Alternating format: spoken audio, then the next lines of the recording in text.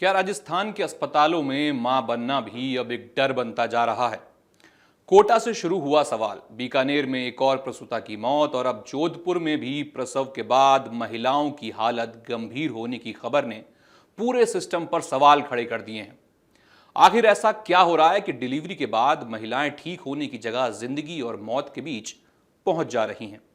क्या अस्पतालों में सब कुछ सही चल रहा है या फिर कहीं ना कहीं बड़ी लापरवाही बढ़ती जा रही है?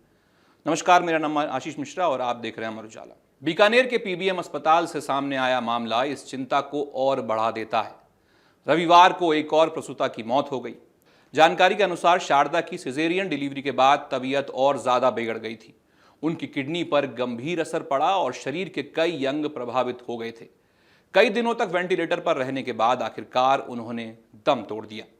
बताया जा रहा है कि बीकानेर में डिलीवरी के बाद कई महिलाओं की हालत खराब होने का मामला सामने आया है। इन महिलाओं में किडनी और शरीर के दूसरे अंगों पर असर पड़ने की बात कही गई थी। एक महिला इलाज के बाद ठीक होकर घर लौट चुकी है, जबकि बाकी महिलाओं का अभी भी अस्पताल में इलाज चल रहा है। लेकिन ये सिर्फ बीकानेर की कहानी नहीं है।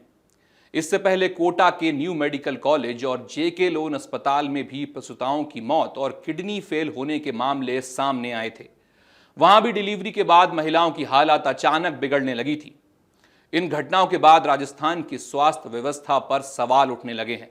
कोटा मामले के बाद स्वास्थ्य मंत्री गजेंद्र सिंह ख्यूसर ने भी बयान दिया था। उन्होंने बताया था कि प्रसूताओं को दिए गए ऑक्सीटोसिन इंजेक्शन की जांच में उसमें सिर्फ पानी मिला था।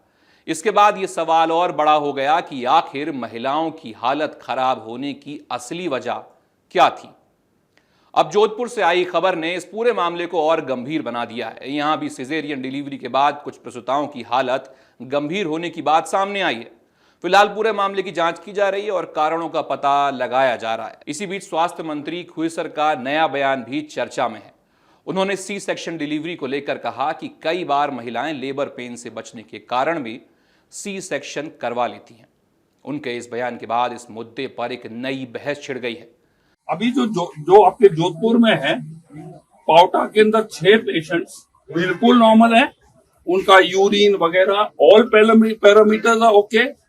एक जो अपने उसको एम्स में रेफर कर रहे हैं, उसके वो हाईली डायबिटिक है, ठीक है ना, उसको हम एम्स में रेफर कर रहे हैं। और एक प्रसूता जो एमडीएम में है, उसके पीलिया हुआ। तो ये आप ऐसे लिंक मत करिए, क्योंकि जो 6 है वो पावटा में नॉर्मल है, कोई क्रिटिकल नहीं है बिल्कुल।